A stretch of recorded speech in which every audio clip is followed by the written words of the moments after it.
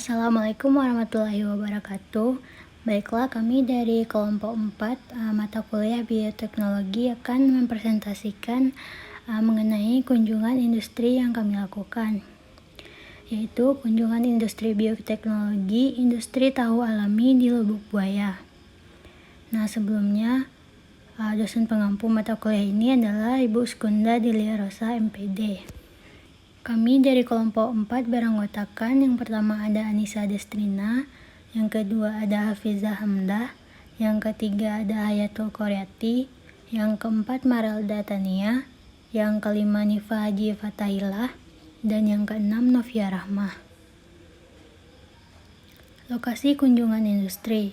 Untuk lokasi kunjungan industri, kami memilih pabrik tahu alami yang beralamatkan di Jalan Adinegoro nomor 13 Lubuk Buaya, Kecamatan Koto Tangah, Kota Padang, Sumatera Barat.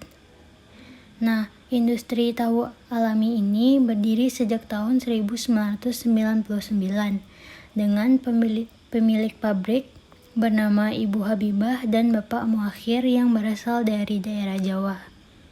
Topik pembahasan pada presentasi kali ini terdiri dari 4 bab.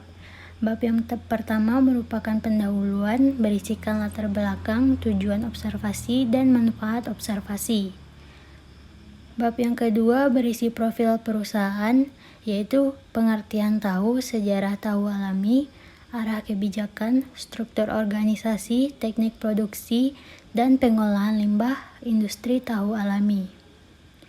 Untuk bab yang ketiga merupakan laporan kunjungan, yang berisikan proses produksi tahu dan proses pendistribusian tahu. Sedangkan yang bab yang keempat merupakan bab penutup yang berisikan kesimpulan dan saran.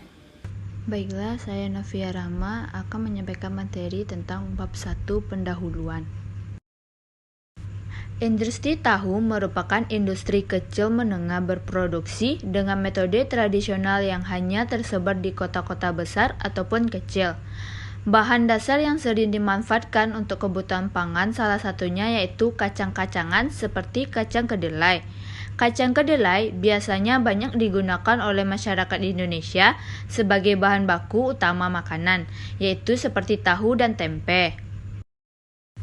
Industri tahu merupakan salah satu industri yang menghasilkan limbah organik. Limbah industri tahu yang dihasilkan dapat berupa limbah padat dan limbah cair. Tetapi limbah cair memiliki tingkat pencemaran lebih besar daripada limbah padat. Limbah padat dihasilkan dari proses penyaringan dan pengumpalan, sedangkan limbah cairan dihasilkan dari proses pencucian, perebusan, pengepresan, dan pencetakan tahu, sehingga limbah cairan yang dihasilkan sangatlah tinggi. Banyak pengusaha atau perusahaan tahu yang berkembang memberi dampak positif, yaitu mampu mencakupi permintaan pasar yang terus naik dari waktu ke waktu. Industri tahu umumnya merupakan industri skala rumahan dengan jumlah tenaga kerja sedikit. Teknologi proses pada industri tahu sederhana dan mudah dipelajari sehingga industri tahu dapat dijalankan oleh siapa saja. Industri tahu juga tidak memerlukan tempat produksi yang luas dan dapat dijalankan di area perkampungan maupun perkotaan asalkan limbah dapat ditangani dengan baik dan tidak mengganggu lingkungan. Industri tahu menghasilkan limbah ampas tahu dan limbah cair tidak berbahaya. Namun, jika pengelolaan tidak baik dibuang begitu saja ke lingkungan, dapat mengganggu kenyamanan lingkungan. Dampak negatif lainnya ke lingkungan pun akan terjadi apabila limbah cair sisa produksi tidak diolah dengan baik. Limbah cair industri tahu mengandung bahan-bahan organik yang tinggi berupa protein, karbohidrat, lemak, minyak, dan asam-asam amino.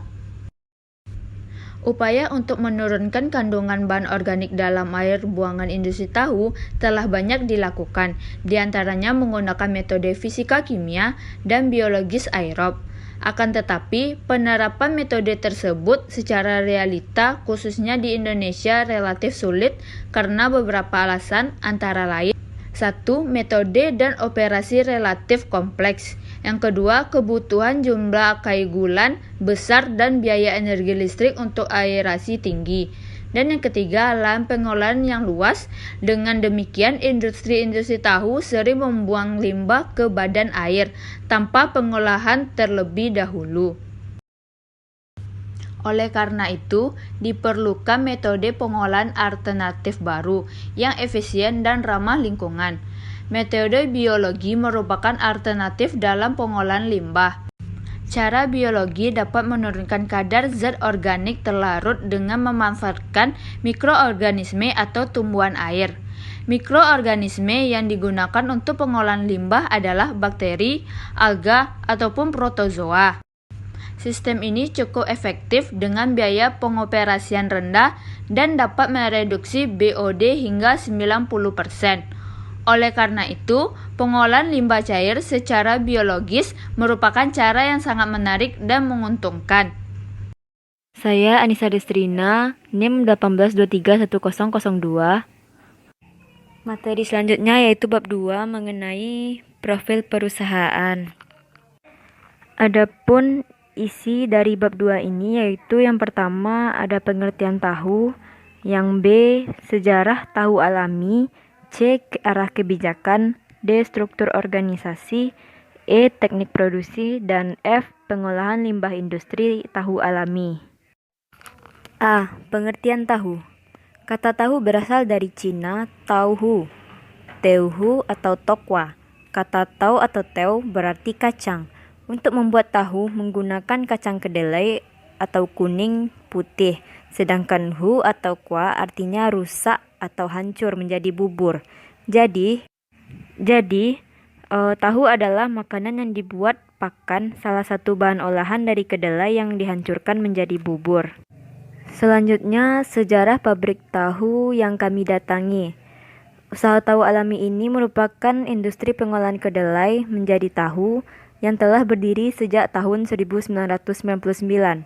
Usaha tahu alami ini didirikan oleh sepasang suami istri Ibu Umi Habibah dan Bapak Muakhir. Pada awal pendirian dari usaha ini, modal yang dibutuhkan sebesar 6,5 juta yang berasal dari dana pribadi pemilik. Modal tersebut kemudian digunakan untuk menyewa tanah, pendirian pabrik tahu, pembelian peralatan produksi, dan pembelian bahan baku untuk produksi pertama pada awal pendirian pabrik tahu atau dapur tahu yang dinamakan dengan dapur tahu ini. Lanjut ke arah kebijakan. Pada aspek pemasaran yang dilakukan oleh usaha tahu alami ini dipasarkan ke Pasar Lubuk Buaya, Pasar Raya, Pasar Siteba, Pasar Alai, ataupun keluar kota. Pada aspek promosi, usaha tahu alami ini menggunakan promosi personal selling. Sedangkan pada aspek keuangan, pihak usaha hanya melakukan pencatatan yang sederhana, masih pembukuan sederhana. Baiklah, saya Hayatul Koryati, NIM 18231011. Di sini saya akan melanjutkan penjelasan tentang bab 2 yaitu gambaran umum, yaitu poin D, struktur organisasi, di mana industri tahu alami ini mempunyai 2 shift kerja. Shift pertama mulai dari jam 5 sampai jam 11 siang dan shift 2 dari jam 12.30 sampai jam 18.30 dengan 4 orang pekerja setiap shiftnya. Setiap pekerja pada UKM tahu alami ini bertugas untuk memproduksi tahu mulai dari pengolahan bahan baku hingga tahu siap untuk dijual.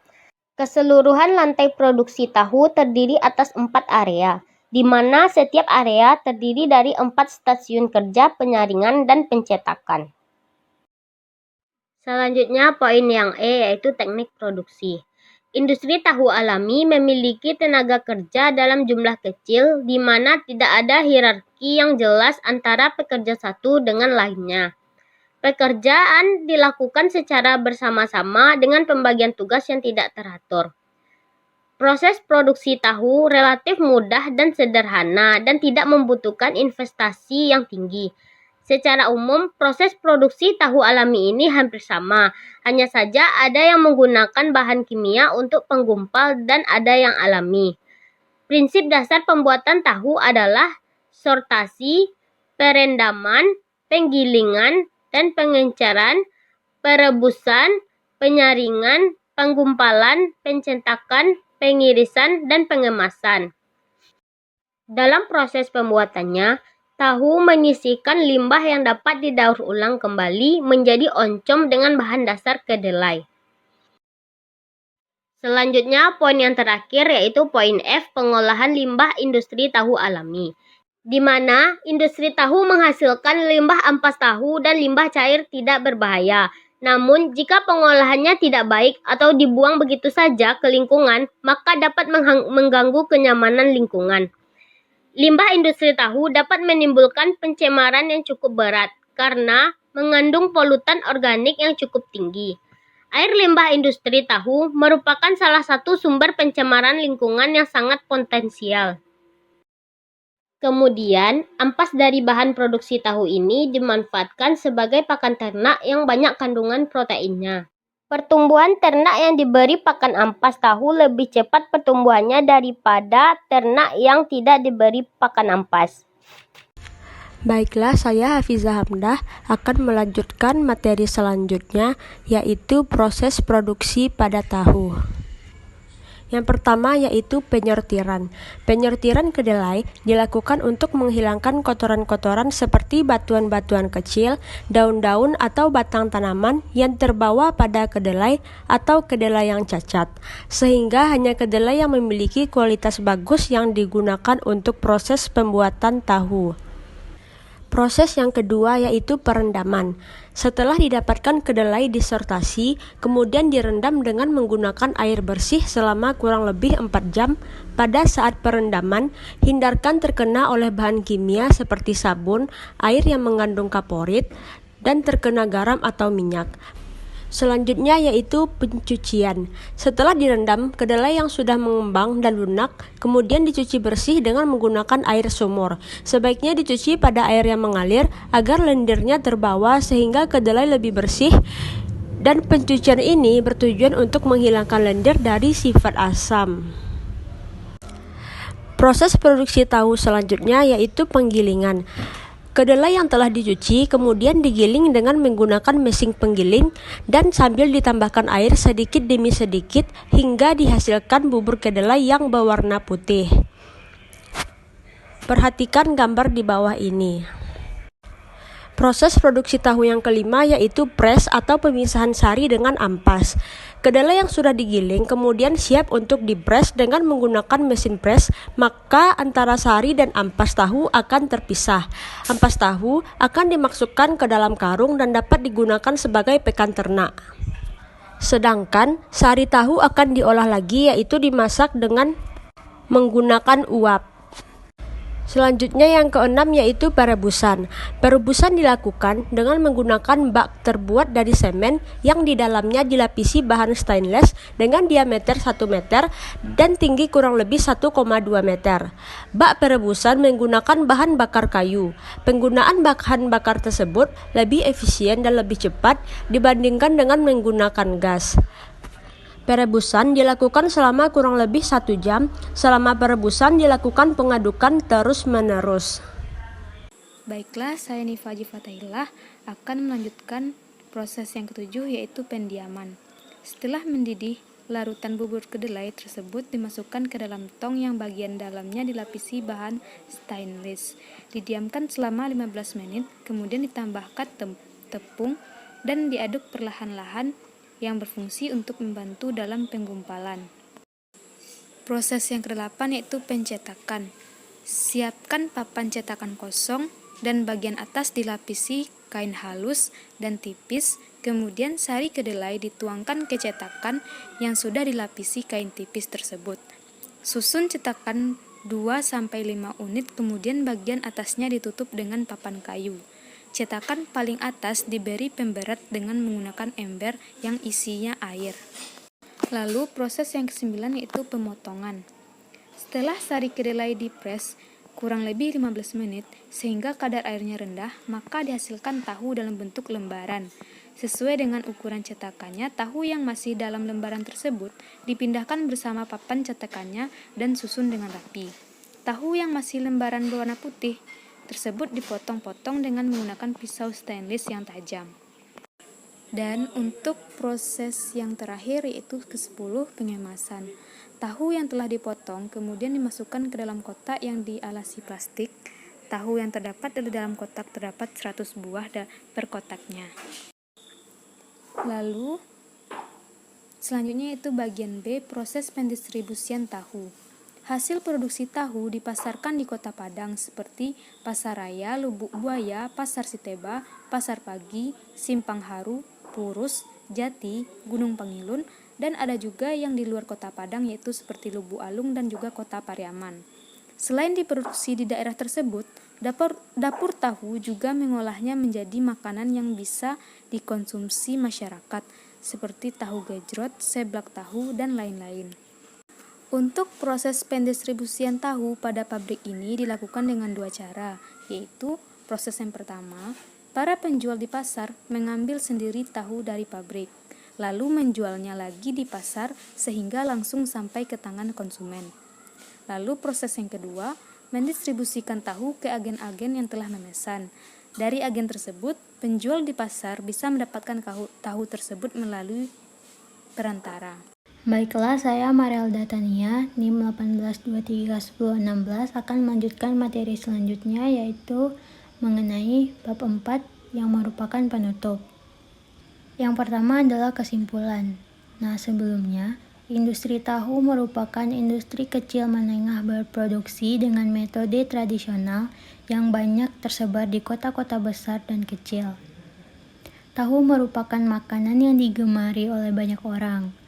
Nah, akibat dari banyaknya industri tahu ini, maka limbah hasil proses pengolahannya banyak membawa dampak terhadap lingkungan. Tahu merupakan makanan yang telah dikenal lama masyarakat Indonesia dan merupakan sumber protein yang relatif murah serta proses pembuatannya juga mudah. Pada dasarnya, tahu adalah endapan protein dari sari kedelai panas yang menggunakan bahan penggumpal. Nah, kesimpulan yang kelompok 4 dapatkan yaitu, melalui ini, kelompok 4 mengetahui bagaimana cara memproses bahan baku kacang kedelai menjadi tahu, mulai dari perendaman, penggilingan, hingga pendistribusian. Kelompok 4 juga mengetahui bagaimana cara memasarkannya, mengetahui jenis industri apakah pabrik tahu tersebut, dan juga mengetahui dampak yang diakibatkan oleh limbah industri tahu tersebut. Selain itu, yang terpenting adalah kelompok 4 mempunyai pengalaman, pandangan tentang arti dari bisnis tersebut, serta mengetahui bagaimana kehidupan lapangan kerja di lingkungan sekitar. Nah, dari observasi ini, kelompok 4 mendapat kesimpulan bahwa pabrik tahu milik perseorangan ini dapat menyerap pekerja yang lumayan banyak sehingga dapat memperkecil angka pengangguran dan kemiskinan. Yang kedua adalah saran. Saran yang pertama adalah industri tahu menghasilkan limbah ampas tahu dan limbah cair tidak berbahaya. Namun, jika pengolahannya tidak baik, dibuang begitu saja ke lingkungan dapat mengganggu kenyamanan lingkungan. Yang kedua, industri tahu membuat instalasi pengolahan limbah, sistem komunal, atau memanfaatkan air limbah tahu untuk dijadikan pestisida organik dan pupuk organik. Dan yang terakhir, di sisi lain, pihak industri tahu seharusnya mendapat edukasi lebih oleh pemerintah, sehingga mereka dapat meningkatkan pengolahan limbah mereka dan tidak merusak lingkungan sekitar. Baiklah, sekian presentasi dari kami kelompok 4 yang dapat kami sampaikan. Mohon maaf jika terdapat kesalahan-kesalahan dan terima kasih juga yang sudah mendengarkan video ini sampai di akhir video. Sekian presentasi dari kami. Wassalamualaikum warahmatullahi wabarakatuh.